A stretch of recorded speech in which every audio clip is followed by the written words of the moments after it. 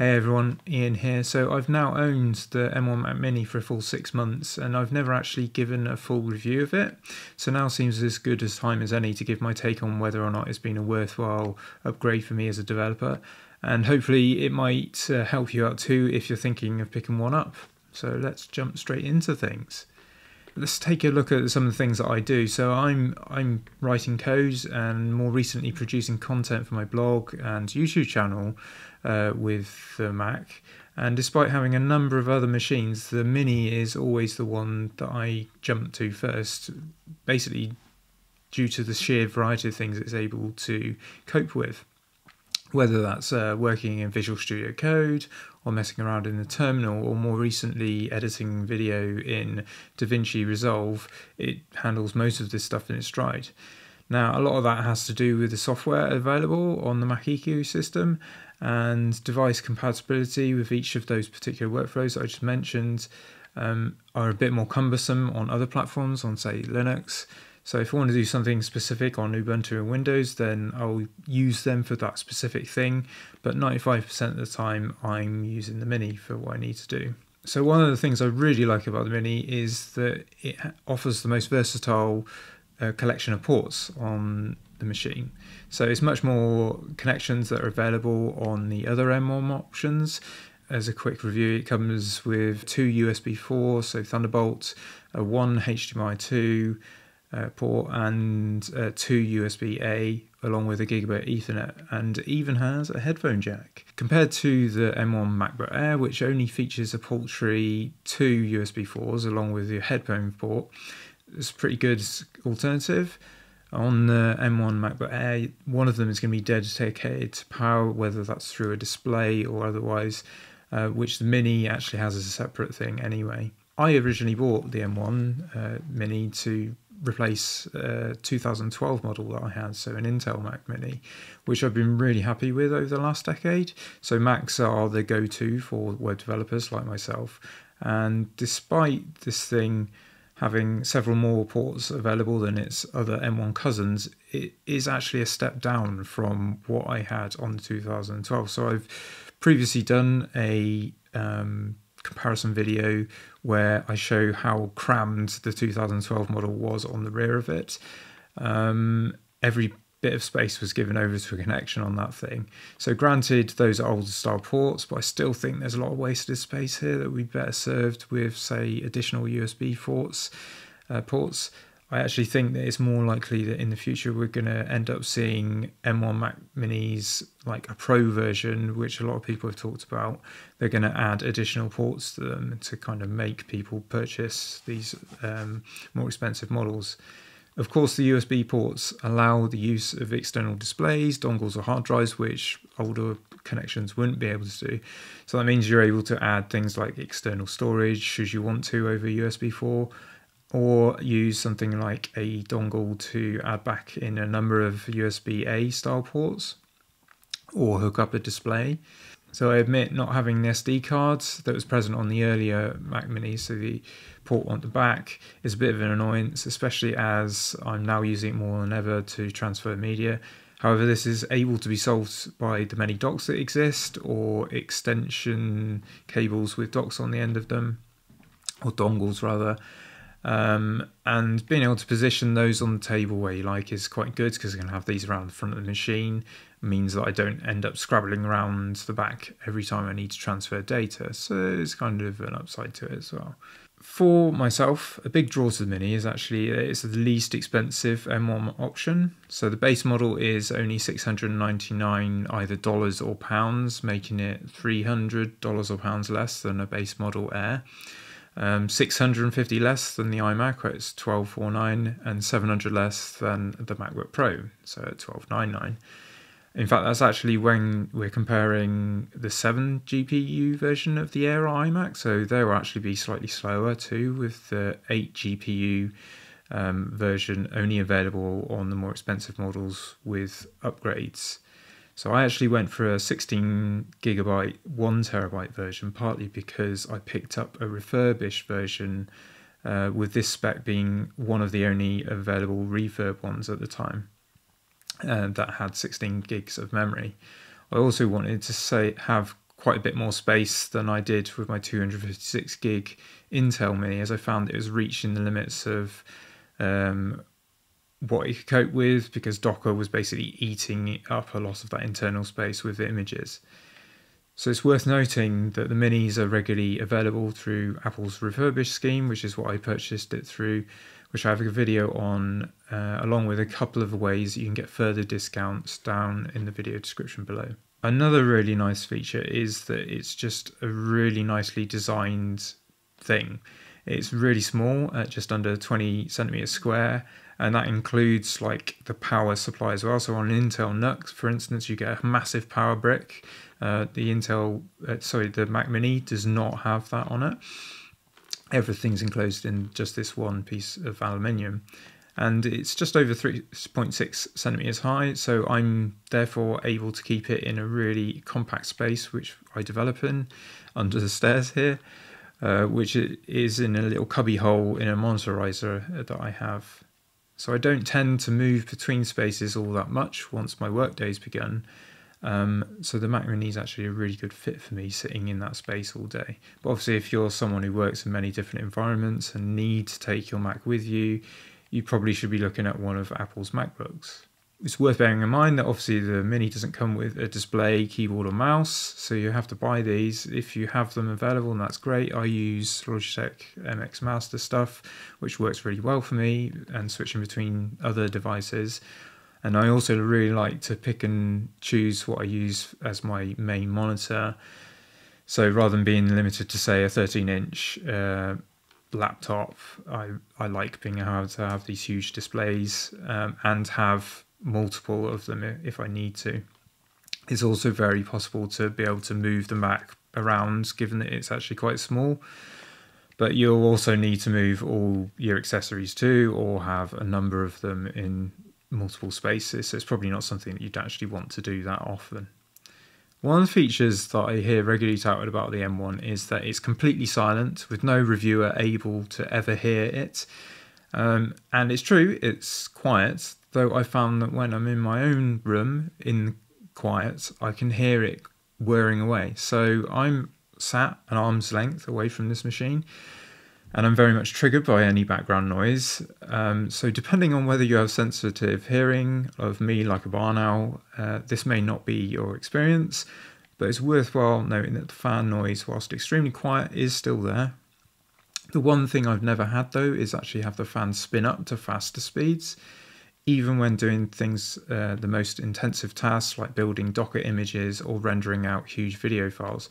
My older Mini and to some extent my MacBook Pro is really bad for this. It sounds very much like a hurricane, which I guess is to be expected from something that's 8 years senior and is running more modern stuff. But even my Intel NUC and Pro regularly spin up from their lowest speed, making a bit of noise, which is actually much louder than the M1. So all things considered, this the Mini is much better in the noise department than anything else I've used, either from Apple or any other manufacturer. So the CPU on the M1 has never struggled with any tasks that I've tried to run. I've mostly been programming and editing over that time, as I've mentioned, but in the past I've noted that you may want to consider whether or not it's worth the upgrade, depending on whether you happen to be doing more resource hungry stuff. For me and everyday web development, the majority of the time I won't actually come close to stretching this model to anywhere near its limits. I'm editing text and displaying things in Chrome browser. But I found that at this price point, it's still worthwhile upgrade for me, knowing that how performant it is and working into the future, and it makes sense as a business purchase. As I mentioned earlier, the Mini features the 8-core GPU along with the fan, and in many benchmarks I've actually seen it outperform the base model Air with comparable speeds to, say, the MacBook Pro, which is obviously much more expensive. These comparisons all fall on the base level models, so even without upgrading it, the little Mini can hold its own against these much more expensive machines. You obviously need to consider whether the software you use is going to be working on Apple Silicon. So for the majority of the development tools that I use, they've actually been upgraded. I think Homebrew, I'm using PyCharm and VS Code, regularly, and they're all readily available on Apple Silicon. But there's a great website for checking out whether or not the software you use is available, which I'll link to in the description. But yeah, we're almost a year on since the first M1 announcement, and a wide range of dev and production tools with all the native with the Apple Silicon versions are available. So now let's move on to some of the problems I've had with this thing. It's not all been plain sailing, there have been problems, so let's take a look at some of them.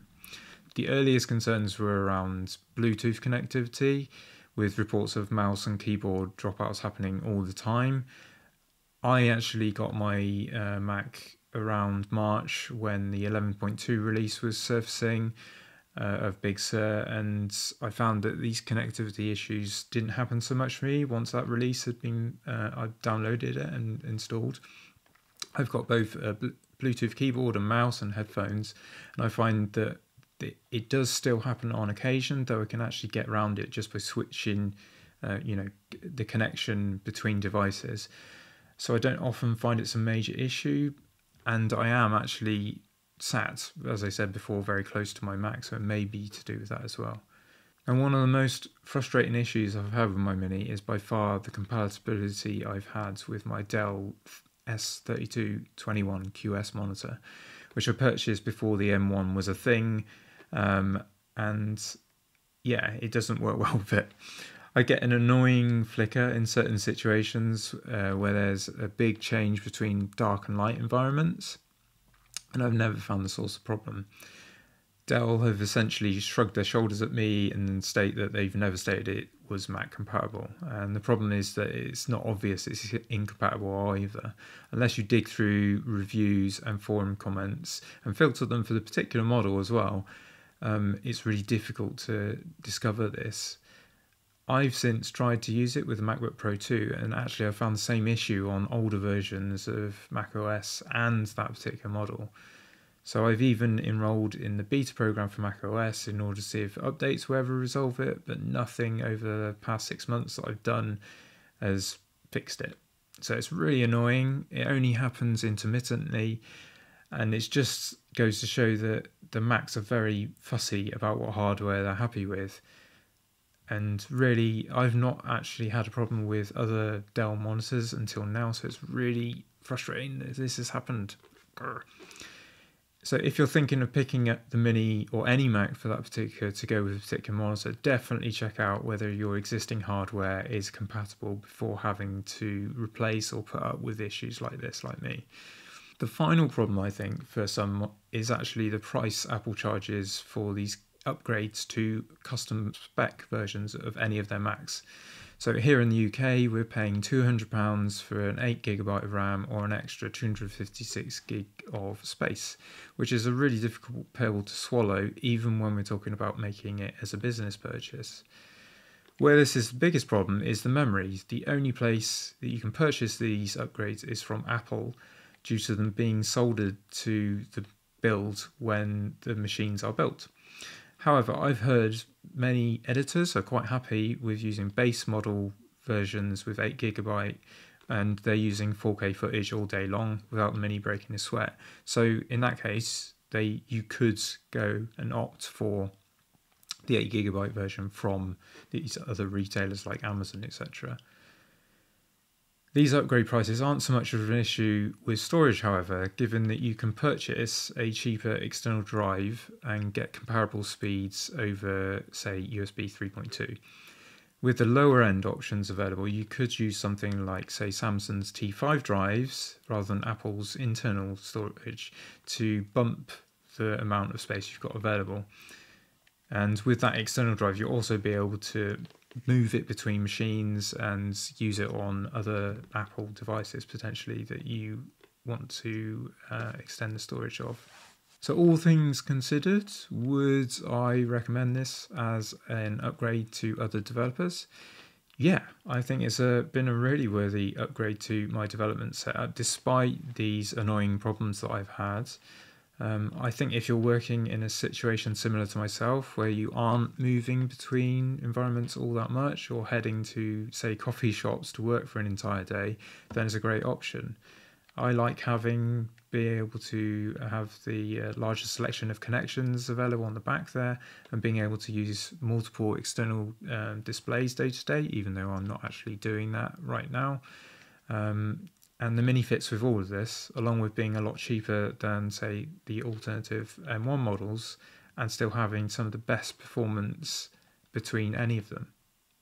So I really hope you enjoyed this review. Please let me know in the comments which of the M1s you're most taken with, and like and subscribe this video for more of this sort of stuff.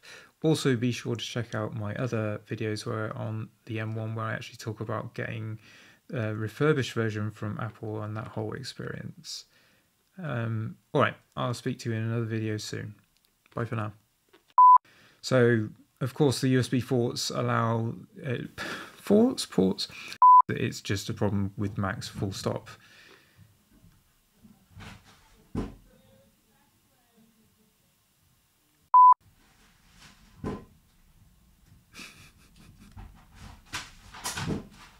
Nice lot of things coming through the postbox there. I may well just start again.